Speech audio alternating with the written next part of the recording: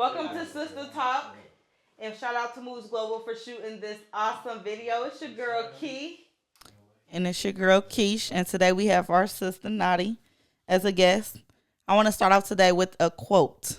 And the quote is, "Behind every strong woman is a story that gave her no other choice." And it's unknown as to who wrote that. I like that. I do too. That was nice. So we definitely saw y'all comments on YouTube for our topic of the day, which is how did your childhood affect your adulthood? So we're gonna touch that topic today. And I guess I'll start out. Yeah, we can start with you. Go ahead. Okay. How did it I'll affect start you? out. My childhood affected my adulthood because I'm actually traumatized in so many ways. I think like I don't know how to. Well, even I word could it. go. It affects me because, Okay, like for instance, my communication is getting better, definitely. but it Okay. used to be terrible. And it came from my childhood because growing up in our home, we really didn't have much of a voice for real. It's like we had to stay in a I can child's agree with place. that 'cause I You definitely was always vocal growing up though. definitely spoke my mind. I wasn't to daddy and mommy. I didn't say much. I was always in trouble anyway for one. Yeah. So whatever. But I remember times like I'll be in trouble or and mommy will write us notes and saying like my mama Yeah. write us letters and stuff like that. So like now as an adult, I rather communicate through writing or through texting, or I don't like face to face because it just Yeah, makes that me definitely like make me uncomfortable. uncomfortable. Yeah, but now I'm actually working on it. Now that I know like okay, this needs to be fixed. So I work on that a lot now. What about you? Um, Did your childhood affect your adulthood? it definitely did. I guess you could say that I'm more of a I'll text or I'll write something out before I could say something in person. Me more so because I will draw a blank really fast in person. Oh, but let me get that phone. Yeah. Yeah, that's I'm me. Yeah, that's how I am say, too, though. We could be arguing. You could be saying everything you want to right I'll then, but guess literally what? Be on the phone, I'll and block then you. I'll Yeah, hang get off up. there and Yeah, text you a long book. Everything that That's I was me. thinking, or And That's then me. another thing. So Yeah, yeah, and- like I can do that. Talking in person, it just really depends, but I don't know. I think that ties into my patience level too. Because if you say Yes. something in person I don't For like, sure. it's no Oh, guarantee yeah. that conversation's For gonna sure. be finished. So let me just text this out. We can probably squabble it all over the phone too. But in person, I'm bad at it. I shut down quick. I shut down. Yeah, I shut down. I just quick, sit there and too. look at you, and then as soon as you walk away, I'll text you. But I think my childhood definitely affected my adulthood because I'm in defense mode like 24/7. Like I feel like I have to defend myself all the time even when there's no reason for me to defend myself. That's me. I'm very protective over like my things. Like I'm just always in like privacy mode, like defense That's mode. me. Like I feel like I just territorial thing like with me. Like I don't like nobody touching my stuff. I don't like I'm like that with I don't know with everything. Like, honestly, I'm very personable picky. with Yeah, myself. I'm picky. Yes. I'm a It's kind picky of hard when person. you have kids because Yes. it's just like, now why would you touch that? Oh, they don't know Yes, boundaries. They don't know boundaries. They don't know what boundaries And I are. that's another thing. Like Setting boundaries is very important. yeah. I learned that as an adult. For instance, our father killed our mother in 2011, and An experience. it is. Well, I guess I could tell the story about that Okay. real quick. So And then I'm gonna also tell my y'all. point of view. Yep, you can tell your Okay. point of view. Okay. We have two different point of views. So on August 7th, 2011, I was laying down in the bed with my boyfriend at the time. We were asleep. My dad didn't approve of the boy I was dating at that time. So we were laying in the bed, and my grandmother, the house we were moving to, my dad and my mom wanted a divorce. I don't know why, because it was one of those stay in a child place moments or whatever. We just know that they weren't happy together. Correct. So my grandmother came over next door and knocked on the door and said, "Y'all go help your mama move. She over there moving." So we go over there, me and my boyfriend at the time, we go over there and we help my mom move. So the last item we took out was the bed. Our parents had a king size bed. California king, actually. I It was gonna so say, big. big. It was huge. So our parents had a bed or whatever, and that was the last thing we moved was the mattress. So me and him, but as it's going on, like before that, I'm gonna back up just a little bit. Before that, I remember my little brother. My little brother was there. Marquis, I don't think I seen you yet though. I was there. I didn't. Though. Okay, she was there. I don't remember some parts. I might blur out because when you go through It's traumatic, a blur. yeah, when you go through traumatic situations, you have like a slight memory loss. Like that's real. So, anyways, so we left to go drop the mattress off. When we get to the house to drop the mattress off, my mom had called us and asked us where we was at and stuff like that or whatever. So we dropped the mattress off. We planned a little bit. I'm like, all right, come on, we gotta get back. We gotta get back over there. So as we're getting back over there, I'm going up Philadelphia. And you know how you gotta turn, like I'm about to turn right, and you know how before you could turn like off the street off Audrey, for you to turn right, you gotta make sure no cars is coming from your left. So as I'm turning right, I see my dad's truck at the stop sign. So his truck is sitting right there, and I'm like, dang, daddy just left. To remind y'all, go back. He was riding past, threatening my mom and saying all types of crazy stuff. Mature. I remember the police coming over there, and it was a trainer with them, and I asked them out of my own mouth, I said, can y'all just stay here while my mom move or leave y'all vehicle here? And they said no, because we don't have enough cop cars. We're doing training right now, whatever. So they couldn't do that. So fine or whatever. So anyways, back to the story. So as I'm pulling on Audrey, I'm turning right on Audrey. My dad is at the stop sign, and he's turning right. So we're turning at the same time. We're passing each other, literally. I pull in a driveway, and as I'm pulling in a driveway, me and him looking at each other, I said, ooh, my mom, her car lights is on. I said, ooh, it's time to go. We're about to leave. So I pull a car up the driveway. It's like a little hill. I pull it up the driveway. My little brother comes to the car. He like, mommy dead, daddy shot mommy. And I just got out the car. I didn't even put the car in park. I didn't know that until afterwards, and he told me. So I got out the car, and I'm like, where's everybody at? Where's everybody at? So as I go in the house, I see Marquise. She's on the phone. Casey's on the phone. My little brother panicking. I'm like, where's mommy at? I go to the car, and I see my mom like sitting in her car seat. And I start doing chest compressions on her because her butt is in the driver's seat, but her back is turned like over the passenger seat. So I do chest compressions on her. That's all I know at the time. I probably wasn't even doing it correctly because I didn't have CPR or nothing. You just don't know what to do. So I go around and I open up her passenger door. And when I open up her passenger door, her head fell to the side, and I could see where she got shot in her neck. So I just panicked. I ran over to the neighbor's house, and I banged on his door, and we lived in a white neighborhood. I banged on his door, and Disclaimer. yeah, I banged on his door, and he opened the door, and I'm like, my mommy dead. My daddy killed my mom, and he choked me up against the wall. He said, is that how you getting help, by yelling? And I just boo-hoo. I remember boo-hoo. That side of him though. I remember boo-hoo crying, and I went back over there, and my brother ended up pulling up. My hand was bloody because I punched some glass, and that was the day for me. Many people that was able to pull up so quick, like Fast. before the police got there. My sister lived in Columbus, and it seemed like she got there in 2 minutes. So quick, and so how was the? Yeah, for me. Yeah, how was the day for you? That day was actually crazy because, like she said, it's gonna be like the behind the scenes for her story because it runs in. So she's taking the bed, but before she took the bed, and they actually called y'all to wake y'all up, mommy had asked me, like, Marquis, do you think we should take the bed? Me being 13, 14, I'm like, yeah, because if you take the bed, he's not going to have nothing to sleep on. Instantly, I thought after that happened, I should have said no. You get what I'm saying? So my boyfriend at the time told her no, we was doing too much. So it was why too would heavy. you ask shouldn't. me? You know what I mean? So she still asked me, and I was like, yeah, because if you take the bed, tit for tat. That's tit for tat. Yeah. Like, well, he's not gonna be able to sleep on the bed. So we literally, she called Mama. Mama called you, woke y'all up, and we was taking the bed down. By the time y'all got there, we already had the bed down.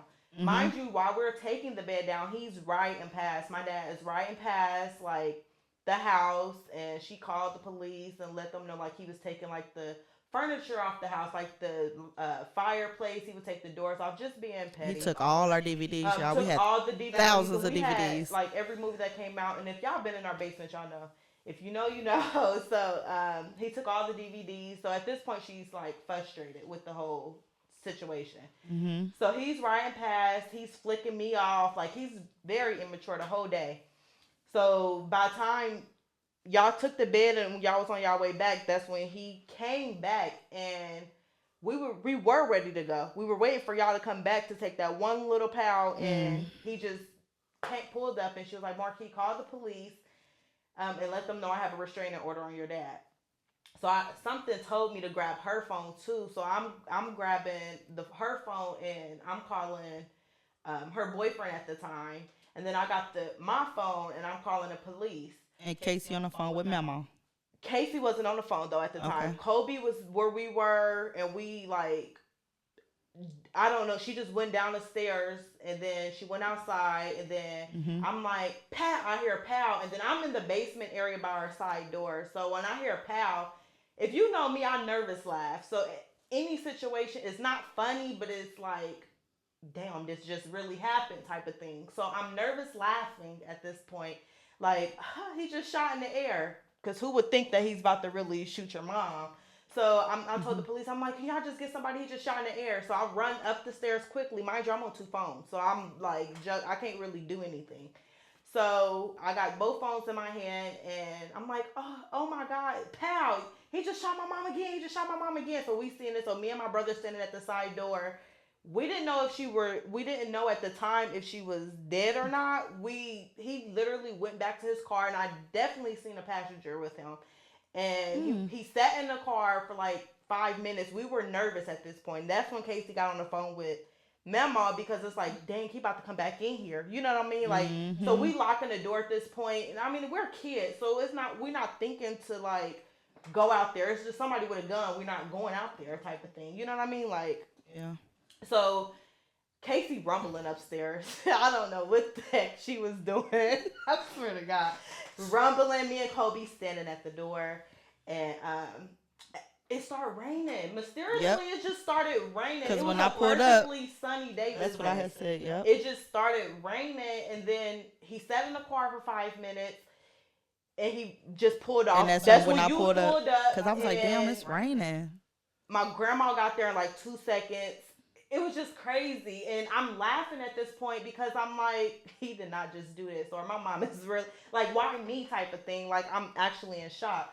So that's definitely how my childhood affect my Adulthood. adulthood, because seeing that, it makes me, anything triggers me first and foremost. Like, I don't like nobody raising their voice at me. My dad never effectively talked to us, so now I feel Never. like I'm learning to effectively talk to people, um without my temper getting like up here, because I can take it from zero to, and I'm taking it far every time. Like, just don't make me mad, because I'm taking it there. And I don't purposely mean to. It's just that's what I am. Like, if I have something to say, I'm gonna express myself. Like, Yeah. Our childhood was. it was crazy. Like, we never effectively talk, and when you get a whooping, it's like you're not getting a whooping. You're Well, getting I got beatings, a not beat. whoopings. Yes, My daddy beat the you're out of getting a me. beat. Do So you have any yeah, story? Like, your parents, how were they? Well, nothing that's gonna top that, but I don't think That's nobody's not story that's not a story that you hear every every day. single It's day. not. so mine, I guess it could be something a little more that you hear every day because I mean, I had a mom, I had a dad, but like my mom was horrible. My dad was amazing. Like I Yeah. can say that. My dad has actually had custody of me since I was like maybe 2 or 3. Mhm. That's My good. That's mom, good though. she was a teen mom, so she had me at 16, Mhm.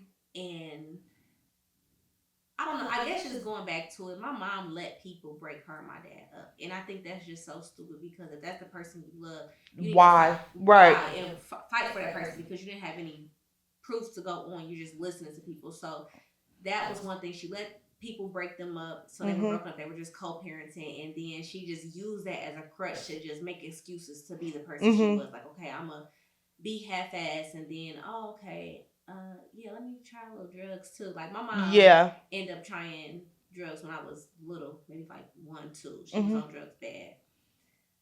So just her addiction with that, and then just the lack of parenting, and then just the hate that I could just feel Yeah, the throughout the vibe. years. Yes. Yeah, and it's like my dad didn't even keep me around long enough at that point to even get like a what he didn't think was like a whiff of it. But I caught so much just in a small amount of time, and I remember from that young just because it was so Right. traumatizing and stuff that I still never tell him to this day. But my dad ended up going on vacation Okay. later on in life, and my mom being the person she was, I'm not gonna call her her name, but being the person she was, Mhm. she caught wind of it because he got custody of me. We moved out of town. I was living good. He was remarried, and the woman he was married with had me since I was 2, 3. So that's mommy. I'm Yeah, calling her that is mommy. mom She for taught sure. me everything.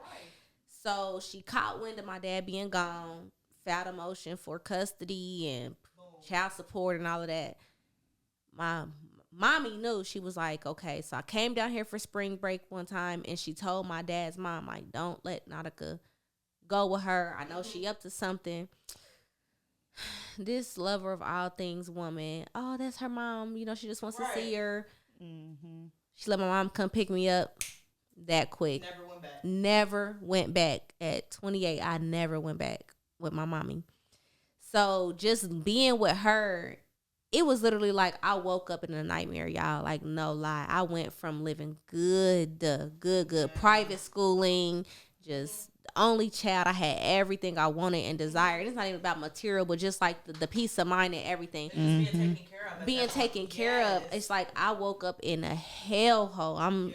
I'm sleeping on her current baby daddy's couch, and they toxic. They arguing, they yelling, and he talking to me like I'm not shit. Like, you let him do this, and it's like it just trickled from there, and it's like her just constant. And even with her being on drugs, I can't say she was on drugs at this time because I don't have proof, but just even still, I feel like it triggered her mental disability, bipolar, schizophrenia. It's just how you would just react to everything. If something didn't go your way, she would pick up and move. Not knowing she had 2 kids at the time, it's like you can't keep picking up and moving like that. You have to have stability. So we ended up in Columbus, and we lived in like a rundown neighborhood. I'm talking about the projects. It was the project. Yeah, I never seen everywhere. those parts of Columbus. It's the projects, like it's the projects. But we lived in a project, so I'm just trying to like just find my way. I'm used to private school, and I mean I don't have to worry about that. I'm used to sports. I'm trying to adjust to going from having everything I want to having nothing. Damn, The near bare don't even have minimum. what I need. Like even going into womanhood in a sense, I didn't even know how to transition into that because nobody talked me through that. So it's just like I'm trying to figure everything out, and you out doing this, that, doing him, and I'm just in the house trying to figure it out. And when you come in the house, you want to talk to me any kind of way, and I'm having to fend for myself. It was a nightmare. I can say that, and then I could say I found some saving grace. It happened. It was a saving grace, and it was really. The devil was really playing his hand, but then I could say God really stepped in and was like, I'm about to pull you up out of this because you don't need to be going through this. We would come down here, me and my little brother, we would come down here because his dad lived down here too. I would come visit my grandma and my dad's side of the family, and then he would come visit his dad. So he was bad. So somebody on that side done whooped this little boy's ass. And she's a liar. She's a manipulator, exaggerator. She said he had holes in his back. I don't know how you got holes in your back unless you got shot or something, but don't ask me. I don't know. So she blames it on me, and my people like, yeah, y'all beat his ass on the way back up here, and I'll fuck all y'all up, and y'all don't want to fuck with me, and get the beat in my ass. I'm like, wait a minute. I never put my hands on this little boy. Never. So that was one thing. She get to beat my ass, throwing stuff at me. She threw like one of his little old school toy phones with the face on it, and you like dial it with the cord. She threw it at me, and like the big piece hit me in the face. I'm like, I'm about to learn how to fight so I can whoop this hoe. No, for real, you do feel like that because my dad used to beat me. Like I used to go to school with scratches on me and stuff, and he used to make me tell people at school, like if somebody asks you at school what happened to you, tell them the dog scratch you because my dad bred dogs. Tell them that the dog scratch you. Like that's not how you treat your You children. usually get triggered by the smallest things too, though. Like no drugs. Like he He was didn't an do drugs. He was alcoholic, an so it's alcoholic dang though. near a But drug. I remember one morning we were getting like ready for school. Like we used to get up like at 6 o'clock in the morning, like every morning. And I told them just recently, like I wish we could have protest that. Like we didn't have to Literally. be at school till like 9 o'clock, and we're up at like the crack of dawn, going to work with him and everything. And he used to like we used to sit there and laugh, like just be laughing, being kids. So for me, that affect my outlook on everybody because I feel like if my father could kill my mother, the person we live with and was raised by our entire life can do something so hurtful to somebody we loved. And like we lost not one, but we lost both of our parents. So for somebody that we lived with and thought we knew and all of that to do that to us, why can I trust anybody else? Like how can I trust you to not hurt me or to not do this? So it affects me. Like it makes me not want to be in no relationships for real. Like I tried it, but it just changed my whole outlook on everything. So How do you feel like it changed your outlook on the way people look at you? Like being that it affected you that way, like being that you act that way? I feel like I'm misunderstood in a lot of ways. I mean, I've been through a lot of traumatic situations. Um, mm, I'm just misunderstood in a lot of ways. I feel like people need to get to know me for me. Like, don't base like how I'm living. Like, people hold my past against me a lot. Like, that's the biggest thing. Don't hold my past against me because I'm just now learning me. I'm just now loving me. I'm just now understanding things. Like you have to think about it. Mommy got killed when I was 18, so it's like everything I know I had to teach myself. I didn't. I'm learning everything on my own. So yeah, I'm misunderstood. What about you? I think it affected my outlook.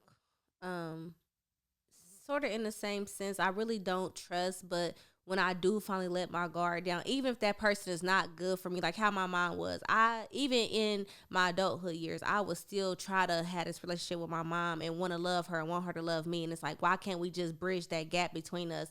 So I think when even get into like intimate relationships, I will fight and fight and fight just to try to hold on to somebody who loves me, even if that person is no good for me.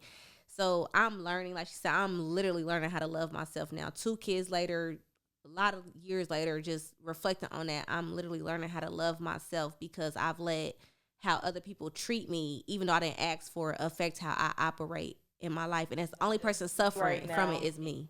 Yeah, Yeah, that's pretty true. much me. So y'all outlook is definitely my outlook. Learning to love myself, Self love is my biggest thing. learning to, I guess, what can I say, like install that in my kids in a way, like in a sense, just being a better me for them, um, Hmm. so they can understand me. You know what I mean? So I mean, I don't care about nobody else understanding me but them, so they can fully like grasp like why am I acting like that or why am I upset or just So do you believe that you're misunderstood as a person, not even for them, but for everybody else? yes, I do because I feel like everybody have this interpretation of me that I am actually like wowed or loud or just attention or just to pass me. Like now I don't think like I don't do nothing for them to think that. But back then, yes, everybody used to think, oh, she's attention seeking. And I probably was because I never got attention at home. And Yeah, people think yeah our household was just yeah, crazy. We're gonna have everybody to used to think elaborate that we were, another yes, episode, this but lavish Brady Bunch, and it it was was in not between. that. So it was I like, definitely thought that about y'all. Y'all was kind of cool for real. yeah, we are Because cool. honestly, because okay, I met And you at they, school. School was my outlet. I yes, love going to school because I'm getting out the house. That's the only time. yes, That's the only time we got out the house. We couldn't go nowhere unless our mom came with us. yes. And nobody wants to do We that. couldn't So, go Like nowhere. me And I coming over their house, I never got like like the a vibe, toxic environment or that's unhappy. another It's like thing the mom was too. sweet. It's like, the dad, he was pleasant. Hey, how you doing? He was just like a dad. Like, I'm about whole to go to time work. he a I'm about to come murderer. home. Yeah, like whole time it's like, We always had damn. company though. So let me ask, so what do y'all want people to know about y'all being that, we are adults now and that we're not a child anymore. You know what I mean? So I just want people to, like I said, get to know me. Don't listen to what other people say about me because it's a reason behind everything I do, everything I say. Get to know me. Just that's all I ask. Get to know me. Don't judge me based on my past at all. I've been through a lot of things, and like I said, I'm you're healing not her. and I'm growing. I'm not her at all. I'm not her. We But see yeah, Um, we for me, I feel like because I don't too much tell my story to people, they can only go off of who they met when they met me. So it's like, so I feel like I have a lot to live up to because it's like y'all really don't know like the broken down me. I was shattered in pieces at 10 years old, even younger than that. But at 10, that's really took like a strong turning point for me, just how I operated in my everyday life. But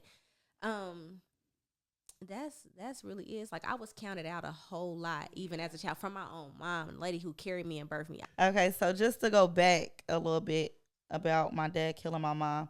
So after that, we all slept over Mama's house. We actually was all sleeping. Well, I slept with my boyfriend, and Mama was so upset about it, y'all. What? Mama don't play that. If you're not married, you cannot sleep together in her house, okay? But we all slept together and stuff. I remember us like being nervous, kept watching the news. Like we just kept like, cause we like, where is he at? Where is he at? So we got a phone call like early in the morning that he had got caught. And it's crazy because he got caught in Indianapolis. He went to his mom's sister house. He went to his mom's sister house, and someone seen him, and they called the police, and SWAT got him, and they let us know like he's getting extradited back, and he ended up getting extradited back here. And like the day before trial was supposed to start, he pled it out to his charges or whatever. He got murder, manslaughter, and like 23 years to life. So he goes to parole in 2044, which he probably will make it because he's very healthy and stuff.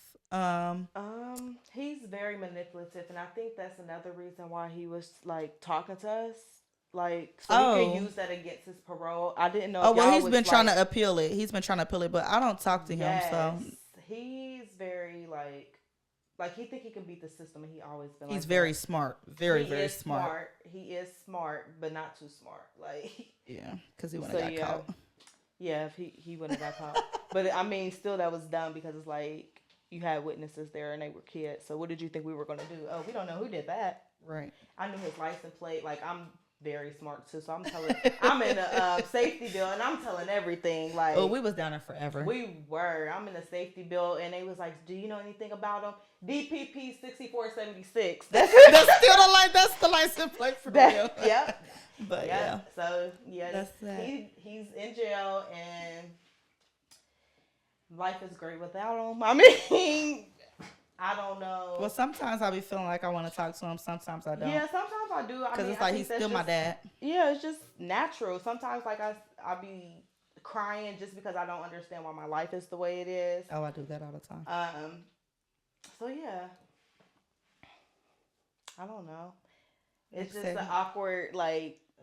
No, it's just awkward for me to raise kids without parents. To me, it put me hard. in a weird position as a mom because it's like I don't know what I'm doing. You know what I mean? Like I'm really just I raised myself, so it's like, am I even doing this right? So I'm very like self-conscious when it comes to mothering because of the way I had to raise myself. Yeah, but Mama, I feel like Mom was a good mom to us. She was a great. So it's mom. A lot of things that I learned from her.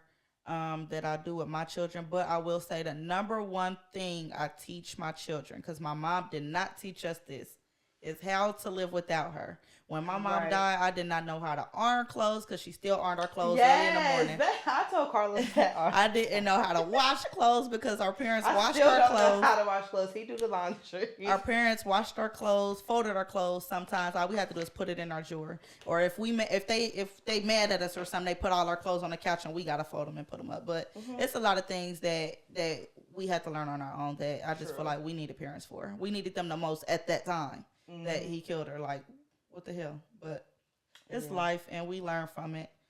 So I guess that's something I always wondered about y'all. Like, do y'all still crave that relationship with y'all? Not more so crave because it's a different dynamic, but do y'all still care to have a relationship with y'all father? Because sometimes I still want to have a relationship with my mom. Like, when my son was little, he used to tell me, like, you know, Mommy, I got a grandma on my dad's side because his dad, oh my God, like his grandma don't play. But I don't have a grandma on your side. Like, who's my real grandma? Because he knew, like, my mom, he knows she didn't birth me, so he would just ask questions, and then I don't know how to answer those questions. So that made me resent her more. And it's like, I really can't deal with you because now you put me in a weird situation with my Right. kid. Yeah. Well, one thing that I do is my son, he asks questions. Like here recently, he asked me, um, out of the blue, we sitting at his bus stop. He said, "Mommy," I said, "What?" He said, "Did you cry when your dad killed your mom?" And I said, "Yeah." "Are you gonna cry when I die?" And he said, "Yes, because I'm gonna miss your hugs." And that whole day, I was just so emotional Emotional. because Yeah. at a young age, he asks about my mom, and I tell him like she's gone. My daddy killed her. Like I keep it real with my kids. Like I don't sugarcoat nothing because our parents sugarcoat everything in our household. No, I will never sugarcoat anything when it comes to my kids. My son have not asked yet. He's only 4, but Shannon is actually smart for his age. Like Yes. my son is smart, but he have not grasped the fact that mommy don't have a mom yet. Like his grandma on his dad's side, like it's his everything. Like they relationship is amazing. So You don't think nothing I of don't think nothing of it. So when he do ask me, of course I'm gonna, be honest with him. But and that's why it's like I'm happy he haven't asked yet because it's actually long and it prolonging. gives me Yeah. longer Time to time to yeah. think about how I'm gonna actually say it to him. Um. To answer your question, Mhm. Naughty. Sometimes I do want to talk to my dad. Sometimes I don't. I It's never no for answered me. your question. I'm sorry. So yes, sometimes I do.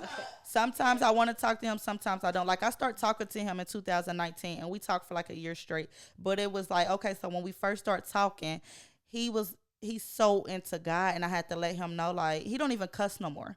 And I had to let him know like this not the person I know. You gotta like he was just trying to this was what's up or something. Like no, we not gonna do that. I said this not the person I know. We gotta gradually get into things. I don't know you no more. I don't know you. It took me 8 years to talk to him. I don't know you, so we gotta gradually get into things. So I end up cutting him off because he started begging. Mm. So I cut him off, and I feel like you cannot ask me for anything. When I get my mom back, that's when you can ask me for something. Until then, I'm gonna do what I want to do. We're not gonna do that. So yeah. So sometimes I crave like talking to my dad and stuff, and sometimes I wake up like, oh, I hate him. So it just depends on the day for me. For me, I went to see him when my son was 2. And this is where I cut all ties for him. So my answer is no. But I went to see him when my son was 2 because I found myself angry at the world, like at my boyfriend, and it's just be him trying to actually really love me. Like I'm mad at everybody because I don't even like notice when people trying to help me. Like I push everybody away that's helping me, and it's like because of you. You know what I mean? Like you're the reason. So I went to see him, got closure, and I went with my other siblings, and I let him know that. And that was the last time I talked to him. I don't have no desire. I told him I forgive him. I am at peace. Only you know the reason why you did that. We're gonna get to the bottom of that though. Yeah. So I told him that you're the reason why, and I can't live my life like that no more. So I've been at peace, and I found my outlet. Like, so no. For you. I still haven't found my peace with it, and again, I can't relate on y'all level because Mhm. I haven't lost my mom. I mean, I feel like I have lost my mom. I do grieve her, but it's different because she's still alive. Right. And that I think that is like a sick feeling to feel. To know Mhm. that your parents still living and you're grieving the loss of them because I really cannot. I I can't actually bring used to myself be to do jealous of it. people with moms. Like You when I was, shouldn't because they not all that no, I sometimes. definitely used to feel like, dang, I wish my mom could do this, and I wish, like, I still have memories of us shopping, and you know what I mean. Like, My mom was it a be good the person. little, the smallest stuff. Um, so do others' opinions bother y'all, or like, growing up, like, for instance, what I just said, I used to be jealous, or do others? The only time other people's opinion really bother me is when they speaking on something they don't know or when they don't have the insight on things. Like when people judge me, that's the biggest thing I hate because once again, my actions is because of things I've been through. Like for instance, I don't know if do you call this molested. My grandpa used to make me jack him off when I was a kid. And that made me like yeah, like he molested me basically. So um people judge me like being promiscuous or sexual. Like at a young age, I was like him doing that. Really, like I used to steal my parents' porn, or yes, like, and that come from what he did to me. Like he took my innocence from me, like I was a child. So I just don't like to be judged because I don't like. You don't know me. You don't know what I've been through. You don't know where my actions come from. You don't like get to know me. Talk to me. Communicate. Ask me questions. I'm very open about my life. Like I will tell y'all anything y'all want to know. Just so people's opinion does bother me sometimes. I might act like it don't, but it does. You definitely act like it don't. You definitely do. Me, not so much. People's opinions does bother me because being in that environment, I was always trying to figure out how to please my mom. So in my adulthood years, I found myself being a people pleaser. Okay, let me not just more so. Okay, I'm not about to OD on it because at some point, I'm like, man, it is what it is. At some point, but in the beginning, I will try to people please and make sure I'm doing everything I need to do. Because my dad always told me, make sure you do what you got to do, so can't nobody say nothing bad about you. So even that stuck with me because it's more so just keep your head on a swivel. But even with that, I internalized that not even knowing that affected me with him saying that in a positive form. But it's like I'm taking a negative connotation with it because I have to do what I got to do. Okay, what can I do to make her, my mom, love me different or better? And then I'm internalizing that into my relationships with men. And it's like, what can you do to make him love you more? And it's like, man, nothing.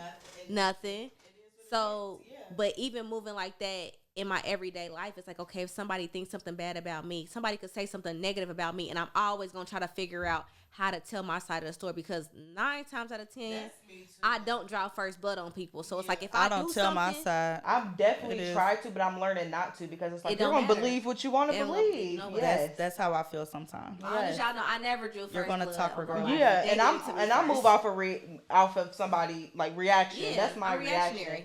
So, yeah, people's opinions bother me sometimes, and it depends on what it is. Cause I'm definitely that type of person too. It is what it is. It depends on the situation. I'm definitely a people pleaser though. Like if somebody, I don't know. It depends on what it is. So I don't know. My kids is the biggest thing. Like I try to like if somebody tell me like something wrong with my kid, like in that type of situation, opinions bother me. But as far as the way I move, nothing bothers me because at the end of the day, I'm going to be who I am. Because so your kids is a sensitive subject for you. It's a sensitive subject to me. But in like the way you look at me, it's a personal problem to me. Like cool, you don't like something about me because of something in you. That's how I think of it. Yeah, like when my mom did that, like no, it's not funny, but she stole on my ass.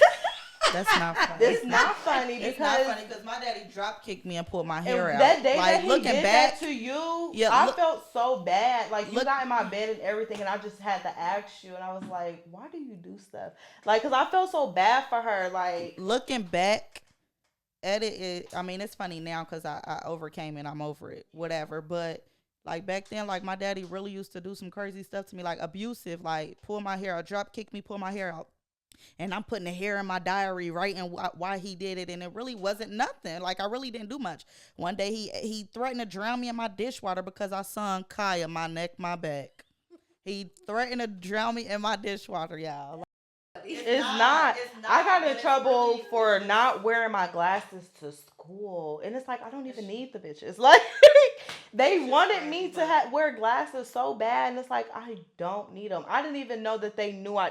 It's like he used to be creepy, like come to the school and see if I had the glasses on, and he'd be like, "Marquis, give me the phone." So I'm very like with my phone moves everywhere with me because I didn't got it taken so much, and there's nothing in my phone. It's just it got taken from when something get taken for you. It's like no, I need it. So, but we've been through so much, so now. Like the me now, I've learned so much. I've grown so much. I've healed a little bit. I still have ways to go, but I can tell like my growth. Like it's certain situations that I'm put in currently, like, and I'd be like, you know what? Like the old me would have put my hands on you or like, stuff like that. But now I think things through. I think about it. It's just I put a little more thought into my actions. I don't just do things no more. So I feel like I'm liking the person that I'm becoming. I see the growth. I definitely see the growth in me as well. I don't react how I used to react.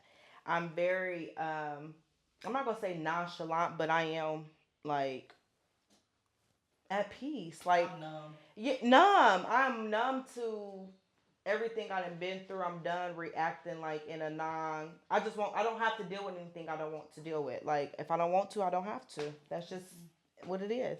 I'm just taking it one ghetto day at a time. Just gonna see.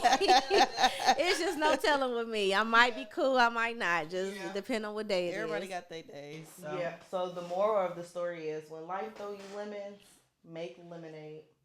Make that lemonade, Make baby. it sour, make it whatever you want to make Or it. you could put it on the side of your shot and just call it a little bit. Say take a shot. Yeah. So if you're watching this, take a shot right now because it's gonna be okay. it's gonna be get through okay. it. We do want to shout out Moves Global for this awesome video. This awesome video once again. And then we do want you guys to follow us on social media. We did change our name because we thought it fit best with Sister Talk. Yeah, with us. Like if it's better than what we thought. So follow us. Follow us, Sister Talk. Tweet Sister Talk. Tweet Sister Talk. Facebook group Engage Official Sister Talk is very active in that group, and we appreciate y'all for that. Also on Instagram, Official Sister Talk. Like, comment, subscribe here on YouTube. Our YouTube is Sister to Sister. It's Sister to Sister. Yeah, put it as one word. Sister to Sister. Not sister. SISTATOSISTA. That's our YouTube. Subscribe. Like, comment, share. Hit we the out. bell so you can get notifications. And we do want to thank our guest, Nadi, Nadi, for coming. Coming. Thank you. We appreciate that. Thank Thank you. We out.